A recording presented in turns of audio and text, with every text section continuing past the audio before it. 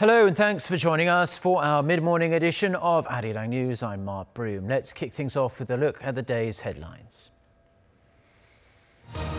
South Korea's presidential office says Seoul's top security advisor travelled to San Francisco over the weekend to hold talks with his US and Japanese counterparts on the upcoming summits with North Korea. Vladimir Putin sails to victory in Russia's presidential election, locking up almost two-thirds of the vote. He'll remain the country's leader for the next 6 years. Plus, South Korean skaters light up the 2018 short track speed skating World Championships in Montreal, scooping multiple golds a matter of weeks after their success at the PyeongChang Winter Olympics. It's been revealed that the top security advisors of South Korea, the US and Japan met over the weekend in San Francisco to discuss the upcoming talks with North Korea. For more on this, we have on the line our Jong-un, who joins us from Seoul's Unification Ministry. Jang-ho. Good morning, Mark. A Blue House spokesperson informed reporters just a couple of hours ago that Chae-yong, Seoul's national security advisor, had flown to San Francisco on Saturday and held a closed-door meeting with his US and Japanese counterparts, Chang McMaster and Shotaro Yachi. They were said to have discussed the denuclearization of the Korean Peninsula and also coordinate efforts in preparing for the landmark Inter-Korean Summit in April and the US-North Korea Summit in May. The spokesperson said that the three advisors also agreed to, quote, not repeat their past failures. This is the latest in a number of trips that has been taken by Chung and South Korean officials to gear up for these talks. It's already the second time Chung has visited the US since he acted as a special envoy and met with North Korean leader Kim Jong-un in Pyongyang earlier this month. He's also had trips to China and Russia to brief them on the situation. Another special envoy visited Japan on a similar agenda, and earlier last week, Seoul's Foreign Minister Kang Kyung-hwa met with her US and Japanese counterparts in Washington. It can be seen as a result of the surprising and sudden way US President Trump accepted Kim Jong-un's invitation to meet, with so much to prepare, and for such an unprecedented event in such a short space of time, we can expect more such meetings in the coming weeks. Back to you, Mark. Well, thank you very much for that report, Jang-ho. That was Kwon Jang-ho on those talks, security talks ahead of the big summits to come in the next several weeks. Now, South Korea's top diplomat says North Korean leader Kim Jong-un has given his word to denuclearize ahead of the back-to-back Inter-Korean and US-North Korea summits. Speaking to CBS on Sunday, Kang Kyung-hwa said the significance of his word is weighty in the sense that this is the first time that the words came directly from the North Korean supreme leader himself, adding it's something that has never been done before. Kang said the issue of denuclearization is a concern not just for the US, but for South Korea as well. The two Koreas will meet on Tuesday to discuss the details of a performance by a South Korean performing squad in Pyongyang. The South Korean delegation will be headed by a popular singer and composer who has been tapped for his experience of arranging pop music concerts. Kim Hyo-sun with the details. Yoon Sang has been named as South Korea's music director for the performance team to visit North Korea. Seoul's Unification Ministry added that the two Koreas will sit down on Tuesday to discuss the details of the performance to be held in Pyongyang. While Yoon is the first pop culture figure to lead a South Korean delegation to meet with North Korean counterparts, the ministry explained he's most suitable candidate to prepare for a performance that will mainly feature South Korean pop music. Yoon, along with officials from Cheongwade and the Unification Ministry, will meet with the North's delegation headed by Samjiyeon Orchestra Director Hyun Song-wol at the Tongil-gak, a North Korean pavilion at the border village of Panmunjom. The North invited Seoul's performance team and a taekwondo demonstration team to its capital city when South Korean presidential envoys visited Pyongyang earlier this month. Both performances will likely be held in early April, ahead of the landmark Inter-Korean Summit scheduled for later that month. Kim Hyo-sun, Arirang News. Now, North Korea's Deputy Director General for North American Affairs at the Foreign Ministry Chae Kang-il is in Helsinki for a so-called Track 1.5 meeting with South Korea and the U.S. The talks bring together a mixture of current government officials and non-governmental experts, though no details have been released as to who is taking part in the meeting and where the meeting will actually take place. Sources in Seoul say Chae will meet with former U.S. Ambassador to South Korea Kathleen Stevens and security experts from Seoul. Finland's foreign ministry also said the meeting will be academic and from the perspective of international relations. And another round of talks with officials from Pyongyang wrapped up over the weekend in Sweden. The top diplomats of North Korea and Sweden discussed diplomatic efforts to peacefully resolve the security situation on the Korean peninsula. Jong-un reports. The foreign ministers' meeting between Sweden and North Korea ended on Saturday with the focus mainly on the security situation on the Korean peninsula. Sweden says its Foreign Minister Margot Wallström and North Korean Foreign Minister Lee Myung-bak discussed, quote, opportunities and challenges to diplomatic efforts to peacefully solve the North Korea issue. The talks also dealt with Sweden's consular responsibilities in North Korea, where it works on behalf of countries including the U.S. Though not explicitly stated, the announcement hints that the Washington-Pyongyang summit talks may have been on the table, as well as the release of Americans detained in North Korea.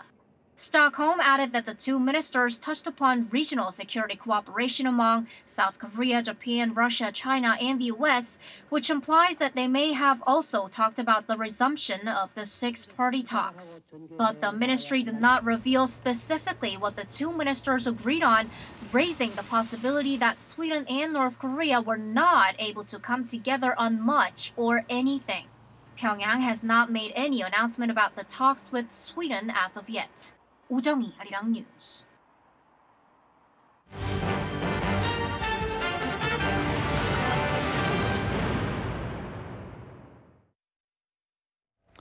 The government is set to submit its bill on constitutional revision on March 26th, while President Moon Jae-in is away on his trip to Vietnam and the UAE this week. The presidential office of Chung Wha-dae said moments ago that the bill is expected to be submitted to the National Assembly on that day to secure the 60-day deliberation period for Parliament. The draft will be available for the public for their review starting this week and is widely expected to include scrapping the current single 5-year presidential term limit and replacing it with a renewable 4-year term similar to the US system. The draft was presented by a presidential advisory committee last week. The government hopes to hold a referendum on a constitutional revision at the same time as local elections in June. The Seoul Central District Prosecutor's Office is ready to determine whether or not to request an arrest warrant for ex-President Lee Myung-bak as early as today over charges of bribery, embezzlement and tax evasion. The former president faces allegations he controls a slush fund worth some $11 million hidden behind auto parts maker Das. It's highly likely prosecutors will request a warrant for his arrest amid concerns he could try to destroy evidence. Lee's wife, Kim Yoon-ok, is also at risk of being summoned very soon over suspicions that she was involved in alleged bribery and corruption when her husband was in office. The PyeongChang 2018 Winter Games are now officially over after the Paralympics came to an end on Sunday with a closing ceremony. Cha Sang-mi was there and filed this report. Following up on the success of the PyeongChang Olympics, the 2018 Winter Paralympics capped off 10 days of competition on Sunday night with a memorable final ceremony. The closing ceremony was held under the theme We Move the World, which represents the expansion of this enthusiasm from Korea to the world. Spectators began streaming into the Olympic Plaza hours ahead of the closing ceremony. The atmosphere was exciting, but also bittersweet, as it was the end of a global celebration. It's been 2 months since I came to PyeongChang for this position in the transportation department. I'm so glad the games came to an end successfully, but it's also kind of a pity that it's all over now. Oh, it was very exciting and very inspiring just to see the athletes really going out there and giving it their all and actually just fighting through all of their personal struggles and taking home some medals. Along with the official event, 3 cultural performances took place with K-pop stars, including Korean-American singer-songwriter Lee and other musicians, some of whom have disabilities, such as Kwara, a ballerina who has a hearing impairment. Apart from the glamour of the performances, the president of the International Paralympic Committee, Andrew Parsons, in his speech, paid tribute to the late British scientist Stephen Hawking, who died on Wednesday. He noted that Hawking served as a role model for many people with disabilities worldwide. South Korean President Moon Jae-in and First Lady Kim Jong-suk, who have been cheering along with the crowd at many of the Paralympic Games, also joined the closing ceremony. The organizers were extra helpful on site, preparing many facilities and services to help spectators with disabilities, such as braille leaflets and on-screen sign language interpreters, as well as at least 300 handicapped accessible seats. The Olympic flame was extinguished, marking the official end of the PyeongChang Games, and looking ahead to the next Paralympics to take place in 2022 in Beijing. Cha Sang-mi, Arirang News, PyeongChang. So the curtain came down on the Paralympic Games with Sunday evening's closing ceremony, but the success of the Games will be remembered for a number of special reasons, from record ticket sales to South Korea's first ever gold medal. Lee Seung-jae takes a look back at the Games that exceeded everyone's expectations. After a successful 2018 Winter Olympics a month earlier, the 2018 PyeongChang Winter Paralympics have gone down as the most successful Winter Paralympics in history in terms of ticket sales, with more than 343,000 tickets sold. It shatters the previous record of 316,000 tickets sold at the 2014 Sochi Winter Paralympics. But the competing delegations were a part of history as well, as a record number of delegations won a medal at this year's Winter Paralympics, with 26 nations out of 49 earning a spot on the podium. In addition, a record 20 nations won gold, 3 more than the previous record set in 1998 and 2002. The 2018 Winter Paralympics in PyeongChang also saw 3 nations make their debut, including North Korea, who was represented by Ma Yu-chul and Kim Jong-hyun in cross-country skiing, after granted last-minute entries by the International Paralympic Committee. Georgia and Tajikistan also made their Winter Paralympics debut as part of the 49 delegations competing for 10 days. For the host nation, South Korea's goal of winning the nation's first Winter Paralympics gold was achieved thanks to para-Nordic skier Shin Hee-hyun in the men's 7.5-kilometer sitting cross-country skiing event. Combined with Shin's bronze from an earlier event and South Korea's first medal, a bronze in the ice sledge hockey competition, South Korea won a total of 3 medals, its most ever in a single Winter Paralympics. With the Paralympic flag handed over to Beijing, the next host of the Winter Paralympics, the Paralympians' achievements in 2018 will immortalize into the history books. Lee Seung-jae, Arirang News. Now, South Korea, among other things, spent nearly $110 million just on the construction of a stadium for the 2018 Winter Games. And now that the Games are over, the question becomes, how does the country prevent these massive investments becoming the usual post-Olympic white elephants? Our Won Jong-hwan reports. The Olympics have been an economic boon for some host cities. Los Angeles is estimated to have made more than $200 million over the decades thanks to the Games, including the leftover facilities. But the ugly fact is that the most Olympic buildings leave a legacy of debt and maintenance costs for underused buildings known as white elephants. That's something PyeongChang wants to prevent. As there's been a range of opinions about what to do with the facilities in PyeongChang once the Games, the organizers have decided to go with more modest plans, perhaps to their credit. For example, after the closing of the Paralympics, workers will eventually tear down the $109 million PyeongChang Olympic Stadium. It'll have been used just 4 times, but the organizers decided that this is one way PyeongChang can avoid the white elephants. I think it is a smart decision to demolish the main PyeongChang stadium, considering the location is too isolated to use later. But plans for other venues should be made carefully to keep them operational because the demolition cost will be very high. In fact, the local government has planned a way to efficiently use 9 out of 12 sporting venues. We have already signed contracts with private companies for the use of those venues, and we are also looking into some conditions for the use in the upcoming Asian Winter Games. 9 venues will be reused by other parties such as local governments and universities. But really, the most effective way to prevent the white elephant problem at the Olympic will be a complete overhaul of the way the competition is run. It will be a good idea to promote winter sports so people use the venues after the games. For example, there aren't many bobsleigh or skeleton track in Asia, so if Cheongsong plans well, the venue could be used as a great facility for local and even international athletes. Although PyeongChang, like previous host cities, suffered significant cost overruns, the organizers seem to have learned from the success and failures of their predecessors. Jong-un, Arirang News. Now, South Korea's short-track speed skaters were in action over the weekend in Montreal for the 2018 Short-Track Speed Skating World Championships. And they capped off another successful Worlds with 2 more golds in the men's and women's relay events. Led by 19-year-old Lee Myung-bak, the South Korean women's team won the 3,000-metre event, matching their performance at the PyeongChang Winter Olympics. In the men's relay event, the South Korean men's team grabbed gold in the 5,000 metres. Lee Myung-bak won 4 gold medals at the Worlds, including the 500-metre, 1,500-metre and 3,000-metre super final.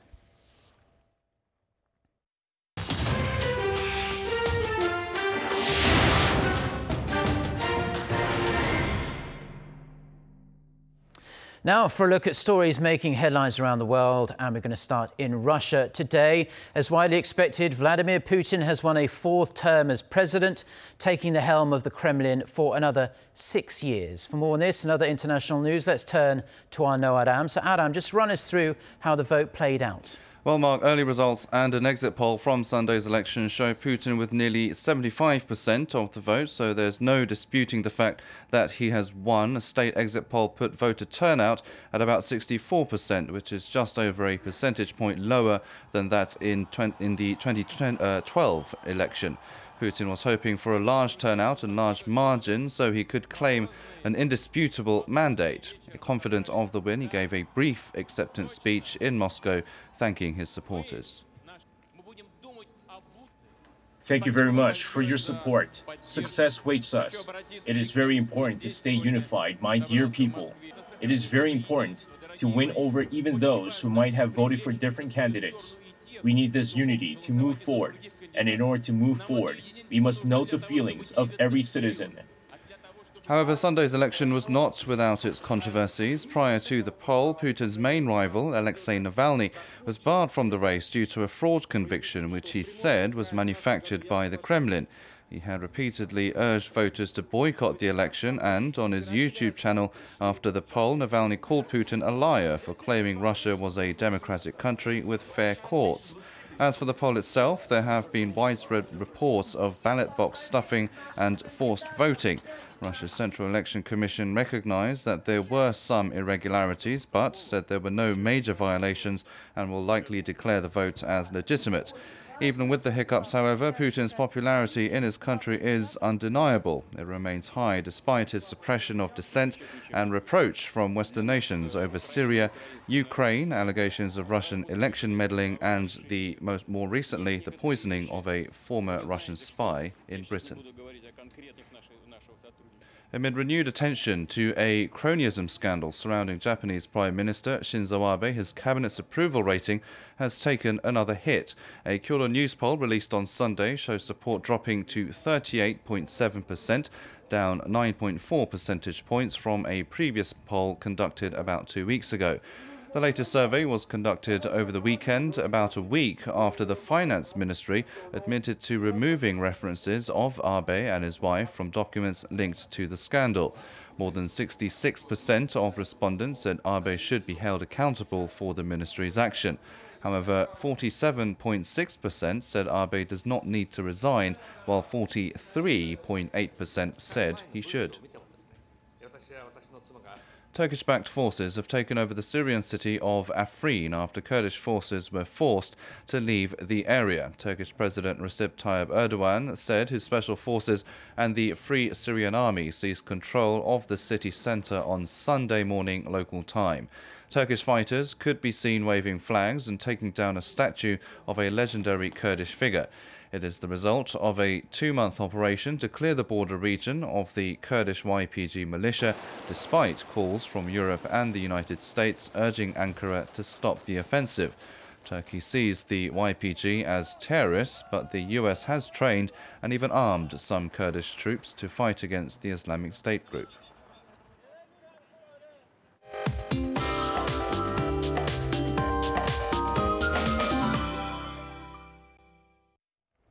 Good morning. Most regions are seeing some much-needed rain since last night. Most of the showers have let up in the northwestern areas this morning, while southeastern regions including Busan will see rain all day today, and Jeju Island will be wet through tomorrow morning. And it's not going to be that warm, getting up to 11 degrees Celsius here in the capital and Daejeon. Daegu will be breezier than Seoul, topping out at 10 degrees this afternoon. And expect some colder than average temperatures in the first half of the week, so you need your thick jacket again for the next couple of days. With that, let's take a look at the international weather for viewers around the world. While most regions in South Korea will have a rainy and cloudy start to the work week, North Korea will be under mostly sunny skies along with mild temperatures. And as for the rest of Asia, those of you in Tokyo will need to keep an umbrella handy this week. On and off rain is in the forecast until Friday. Meanwhile, bizarre March weather persists in Perth and expect to have a sweltering first half of the week under mostly sunny skies. And heading to North America, I hope those of you in Chicago enjoy the balmy weather on Sunday. Temperatures will drop a few notches with rain in the forecast at the end of the week. And as for South America, Bogota will be cloudy, while Rio de Janeiro will be scorching under sunny skies. And taking you to Europe, Rome will see frequent rainfall this week, while those in Madrid will see the sun returns on Sunday or Tuesday rather. Lastly, to Africa, hot weather conditions continue in Cairo at a high of 32 degrees Celsius. And that's all the weather update for now.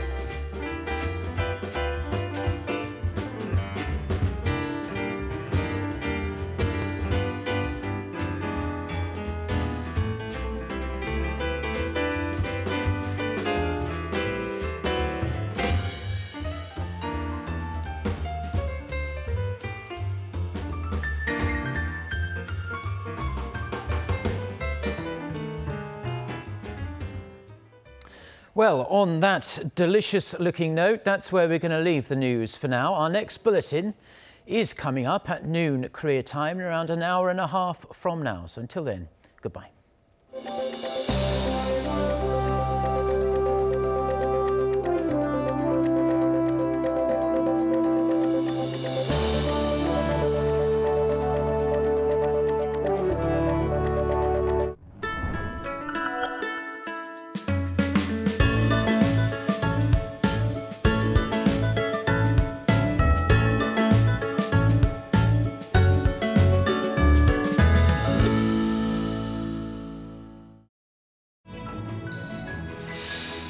Don't hold back. Conquer challenges. Draw a brighter world. The next Korea Generation Y.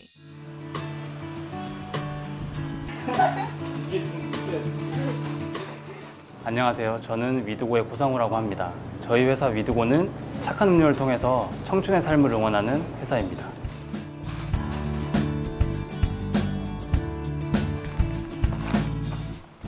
A slice of bread was a meal for Sang-woo during his college years when he didn't have enough money.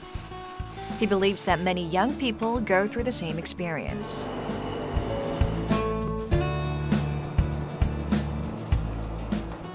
이윤적인 부분만 생각을 한다면 정말 남는 게 별로 없습니다. 근데 저희는 좋은 세상을 만들어야 하는데 의무가 있다고 생각이 들어요. 위드고의 구성원은 같은 학교, 같은 과로 첫 만남을 지었던 친구들이에요. 제가 가장 사랑하는 부모님을 기반으로 저희가 탄생을 했고요. 정말 사랑하는 사람과 많은 시간을 보내고 회사에서 같이 일을 한다면 가장 좋은 것이겠다라고 생각을 했기 때문에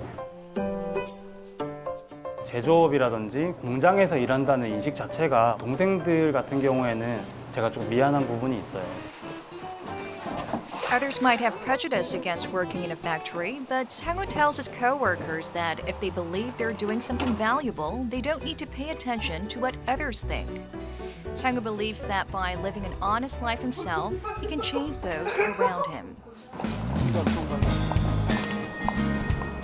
단순히 그냥 우리가 할 수 있는 일을 하자. 청춘들이 정말 다들 힘든데 우리가 그 사람들에게 세상은 이렇지 않다라는 거를 말할 수 있는 부분이 뭐가 있을까?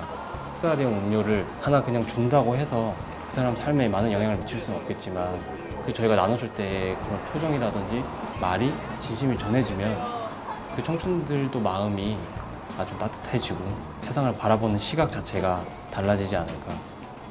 전에도 한번 나와서 받아본 적이 있거든요.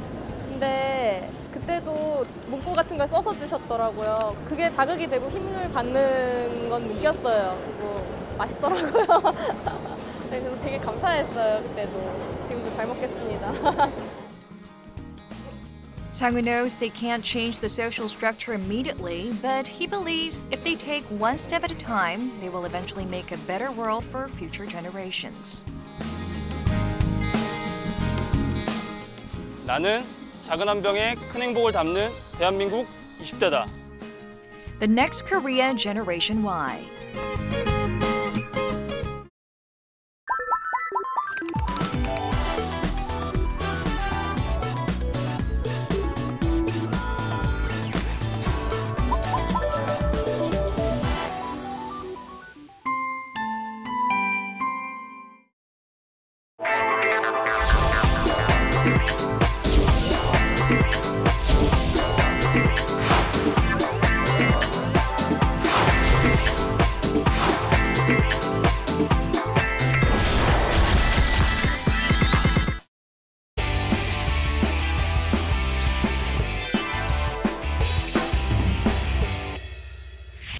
If you're a foreigner planning to live in Korea, he is a must-know.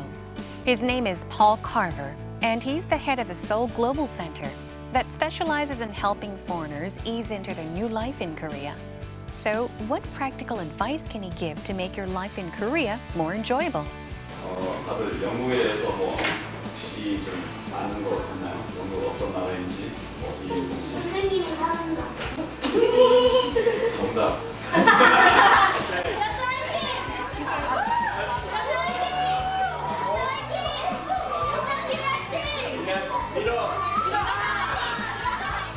On Heart to Heart, we hear about the organization's various projects currently in the pipeline and Paul's life story on how he ended up in this country.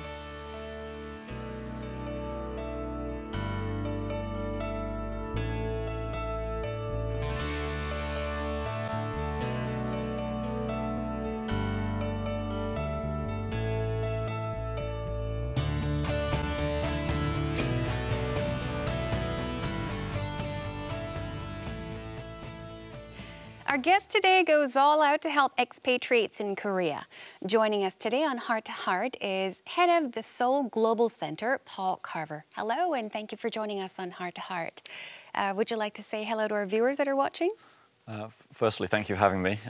It's always great to have an opportunity to talk about what I do. My name is Paul Carver. I'm originally from the UK, but I've been living in Korea for the last 10 years now, 13 years total. And my job is basically to help foreigners with any problems they have with their life in Seoul. So I'm here to talk about it. Okay, well, wonderful. It's great to have you. Thank you once again for joining us. So first of all, let's begin by talking about the Seoul Global Center. So could you give us a brief introduction of the center and also tell us about the work you do in more detail? Okay, so as you're probably aware, the World Cup was held in Korea in 2002, and there was expecting to have a big influx of foreign fans coming to Korea, and they thought they might need to put some kind of help desk or service to help people get around Seoul, etc. So there was, at that time, they set up Seoul Metropolitan Government set up a small sort of help desk, and it's basically mushroomed from there. In 2008, we set up the whole Seoul Global Center as it is now. And since then, it's been growing bigger and bigger. In total, in Seoul, there's about 43 different facilities who are helping foreigners. And I head up the Seoul Global Center plus 10 others, including global village centers, which are located in foreign-heavy areas like Itaewon or Icheon, the Japanese area. And then we've got business center and 2 other smaller global centers. So. The first step is always the hardest. But no matter where you go,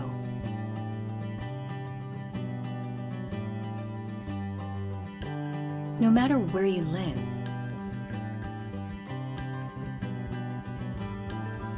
no matter where you work, no matter what you do,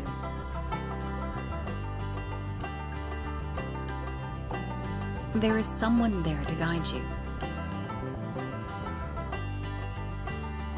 A one-stop service to help foreign residents in Seoul lead a hassle-free life. Multilingual counseling, business startup support, education programs, daily life help desks, cultural experience programs. Now, I'm sure that you've spoken with hundreds and hundreds of people, especially non-Koreans, through the Seoul Global Center. And I'm curious, what do non-Koreans in general find most difficult while trying to adapt their new lives in Korea? I think generally overall it's language problems. So people come here, first of all, either they don't speak any Korean or they speak sort of basic Korean. And although they can get by without that, if they want to sort of really settle in and enjoy life here, they need to learn a certain degree of Korean. Right. So one of our main programs is obviously Korean classes to help them learn the language they need to fit in or to adjust to their daily life. Beyond that, I think a lot of people are very unhappy about, shall we say, corporate culture in Korea. So long hours, lots of overtime, short holidays, things like that. Yes. So I would have to agree. So those kind of things are basic problems. But I mean, over the time I've been living here, I think life's certainly improved a lot. And people who are coming, when I look on Facebook and see what people are complaining about nowadays, to me it's like, you should have been here 10 years ago. It was not so much worse. And, I see. And now you don't know how easy you've got it. Turning into an old grumpy man. Yeah, I mean, you gave us an example of the 2002 World Cup. I mean, back then it was like a small help desk, for example. But now, I mean, the 2018 Winter Olympics is over, but we've been hearing great things about how helpful the volunteers were and how there were so many people actually there to help out with, you know, people that were having difficulty speaking English or communicating. So, yeah, that's a great improvement, I would have to say. If you think from the 88 Seoul Olympics to the 2002 World Cup, and then from the World Cup to now, there's just so much change from people that I've heard about from people who've been here that time.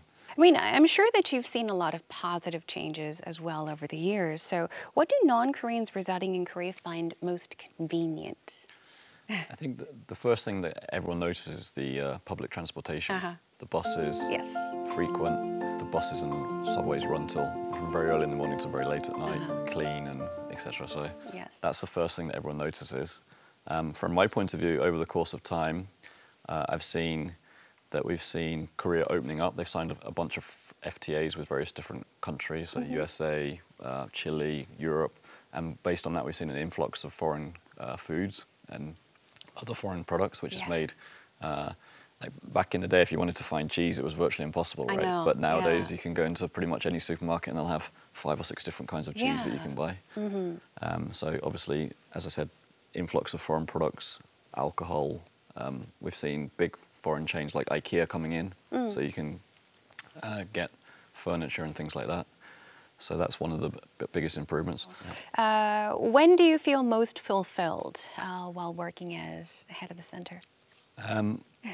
When I see someone who comes in a complete state because they're in a really difficult position, and then through our help, they're able to get out of their situation and go out the other side smiling. And I can, like last year, there was a couple of cases. I've got time to. So there was one guy. His parents had met in Korea like maybe 30 odd years ago, and they'd got married and gone back to the States and had him. And I don't want to go into too much personal detail, but his mum had got sick, so she'd come back to Korea to recuperate. Yes. And somehow over that time they'd lost contact, so he hadn't seen his mum for 25 years or so. And he contacted us and said, "Oh, I'm looking for my mum." And luckily, through a bit of work, we were able to find his mum and reunite them. So actually, we do get quite a few requests of that nature from overseas adoptees, and it's really difficult to make progress. But this one case we were successful. So beyond that, there was a foreign student last year. He'd kind of made the news because he'd been disappeared for 3 days, and what happened was he'd been out drinking, and he was looking for a bathroom. So he opened a door, and it wasn't a proper door into a place. It was like a door into a cellar. So he'd opened it and fallen into this kind of ventilation shaft. Oh my goodness! And got stuck in there. And the only reason he was found is because the hotel was supposed to, every 6 months they have to get these ventilation shafts checked out for some reason. Good for him. The cleaning crew came along to check the ventilation shaft, and they found him very weak, very dehydrated. Oh my goodness. He was very lucky because actually the crew was supposed to come the week before, but for some reason they delayed it a week. But then he came into the centre like trying to solve, because he had to, they called the fire brigade out to the hotel and they had to cut some things open to get him out. So he had to deal with that, about how to recompense the hotel for the damage that they'd suffered. Oh, I see. But on a day-to-day, there's so many different cases and so many different problems that...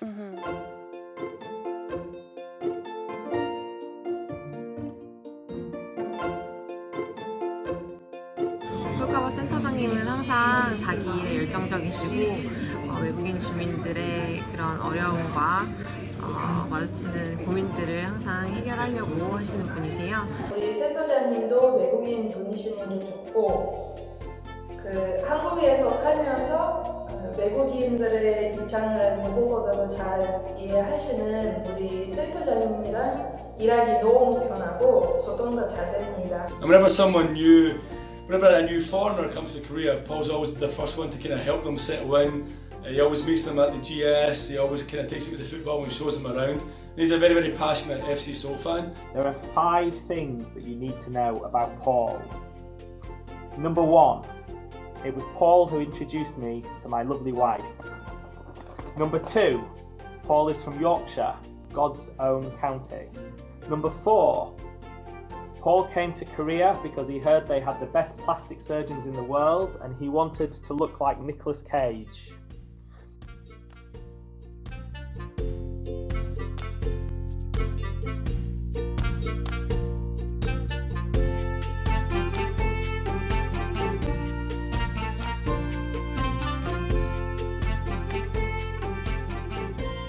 Your affinity for Korea grew while traveling back and forth between the UK and Korea. So I'm curious, what kept you, coming back? What made you return to Korea? What made you come back? Okay, so I guess to go right back to the beginning, when I was 16, my dad said we're going to go on this tour of Asia, and we set up aside about a week or 10 days to visit his friend who was working at the embassy in Seoul. I see. So during that trip, I went to Singapore and Bangkok and Malaysia and Korea, but it's only really Korea that kind of stuck in my mind. So I had the opportunity after my year in China to come over here in the summer, which was in '96, and did this kind of cultural experience program. So I was doing doing taekwondo. Get up every morning at 6 o'clock, go and run around the campus and do taekwondo for an hour, go home for breakfast and then come back and study. And we got taken on 2 trips around Korea. So one going down the west coast and then up, and then one through Gyeongju, Busan, and up to the east coast. Oh, wow. So I got a really in-depth look at Korea at that time. And I went back and finished my university degree in Chinese.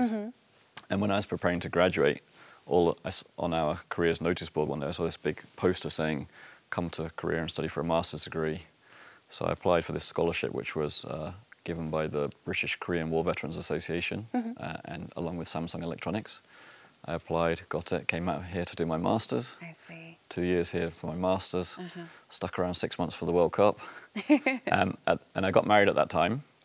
But at that time, a man marrying a Korean woman didn't have the right to work.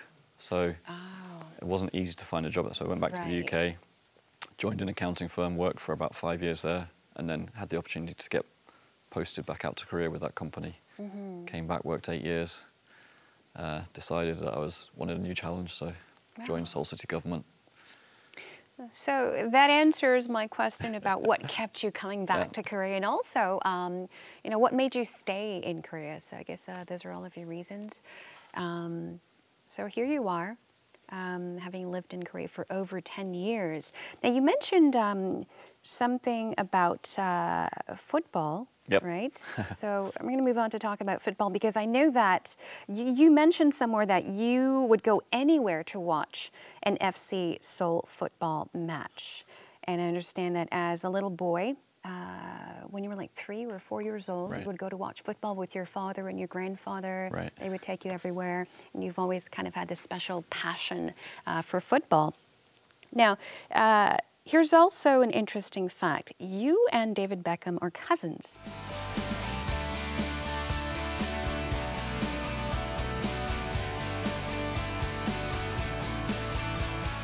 Right, second cousins. Second cousins. Wow. How does it feel to be cousins with, or second cousins with David Beckham? Okay, so David Beckham's grandmother is my grandfather's sister. So, but unfortunately his grandparents got divorced at a quite young age, so I've never actually met him. It's just this kind of blood relationship that exists, but no kind of real relationship. Oh, but you do have something in common. Football. Love for football. Love yes, for football, yeah. Football. So, as I said, I've never met him. Since it's quite well known in Korea that I'm related to him, every time he comes to Korea, I wonder if someone's going to like ask him about me or try and set us up to meet. So, David, if you're watching, next time you come to Korea, I'll happily play a game of football with you. Here he is. He'll be waiting for you. But in terms of football, my parents actually met at a football match. Oh, they did? So if it wasn't for football, I wouldn't be here. Oh, wow. Yeah. And then my dad obviously took me along to football games from when I was a baby. So I've grown up being used to watching live football in the stadium. Right. And when I had my son, obviously I wanted to sort of get him along to watch football matches as well. So we went to a bunch of football games in the UK for the team we support back there. But when we moved out to Korea, obviously on the TV at that time, they're only showing Manchester United, Chelsea, those kind of